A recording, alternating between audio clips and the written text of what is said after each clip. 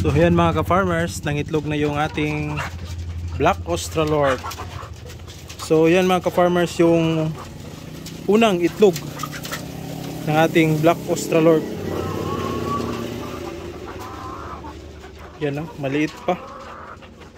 So ito, meron na tayong Black Australorp ulit na bagong nangingitlog. So yan, napakainit pa ng itlog, medyo basa pa.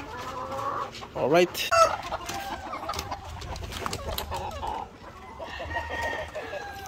So yan mga ka-farmers, nag-aabang na sila ng pagkain. Ang katanungan dito, yung upgraded native chicken natin ay naglilimlim ba sila? So titingnan natin ngayon ito.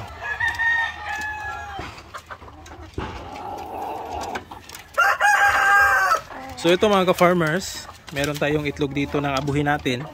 Yan, merong isa. So mga manok na ito ay questionable kung naglilimlim ba sila. Dahil crossbreed sila ng yung Barred Rock at saka yung ama nito ay Oriental Fowl o yung asil. So questionable kung maglilimlim ba sila. Pero ang sagot niyan mga ka-farmers, ito, meron tayong isang pruweba dito na naglilimlim ang mga manok na ito. So yan o. So yung manok na yan, makikita nyo wala nang balahibo sa likuran. Dahil naglilimlim na siya at dito iitlog yung ibang mga manok. So tinutukan nila yung kanyang balahibo kaya naubos na. At yan ay naglilimlim pero walang itlog yang nililimliman. Meron niyang itlog ngayon dahil nangingitlog yung mga kasama niyang mga manok. So yan. So yan o. Merong isa. So yan yung pruweba mga ka-farmers na itong mga upgraded native chicken natin ay naglilimlim sila. So yung iba hindi pa nagsisimulang maglimlim dahil hindi pa natapos ang pangingitlog. So isa lang yung naglilimlim dito.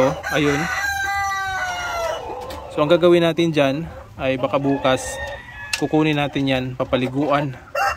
Dahil hindi natin yan hahayaang maglimlim dito. So meron naman tayong incubator kung magpapisa tayo.